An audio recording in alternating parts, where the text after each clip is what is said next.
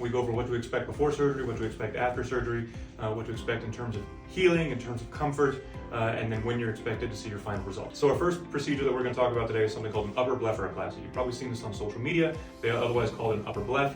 It's popular in both older adults and younger adults. When you're older, the fullness in your eye starts to become more obvious, especially on the upper outer portion of your eye. But when you're younger, you tend to go for this surgery for a different set of reasons.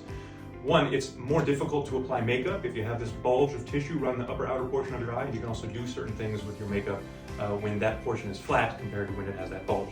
So I'm going to be talking about what to expect before and after surgery. For your procedure, we're going to send you with instructions to go to the drugstore to pick up a few supplies that you're going to need for afterwards. These supplies include Q-tips, gloves, or popsicle sticks. These are going to help you cleanly apply the Vaseline or Aquaphor that you also get from the store to your upper eyelids after surgery. The third thing you're going to get is cold compresses that we're going to supply you from our office beforehand so that you have them for afterwards. Day of surgery, now that you've gotten your supplies, the only thing that you need to remember is to not have eaten anything from midnight the night before. To also don't wear any makeup on the day of surgery. We're just going to end up taking it off anyway. After surgery, we're going to send you home with specific instructions on how to apply the Aquaphor and the Vaseline that you bought beforehand. And also going to send you home with my personal cell phone number. Reach out if you have any questions or concerns, and also instructions on when to follow up in the office. Normally it's the very next day.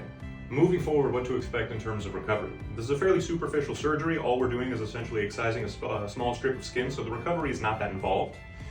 Some things to expect. Some people complain of itching associated with their incisions. This goes away in the first few days. This is also quelled by the application of either Aquaphor or Vaseline, like I mentioned.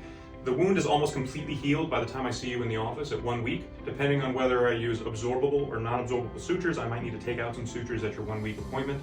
The incision is completely hidden in one's eye crease, so if you're looking yourself in the mirror, you're not going to be able to even tell that you had surgery, other than the lack of fullness that you used to have in your upper eye. If you want to see your incisions, you'll have to close one eye and look at it with the other eye. You'll notice that your incisions are a little bit pink. That pinkness goes away slowly over the following few weeks after surgery, but nobody's going to be able to tell you had this. Ideally, it looks as naturally as possible. So that's upper blepharoplasty in a nutshell. Drop a comment to let me know what other procedures you'd like me to cover in our future video.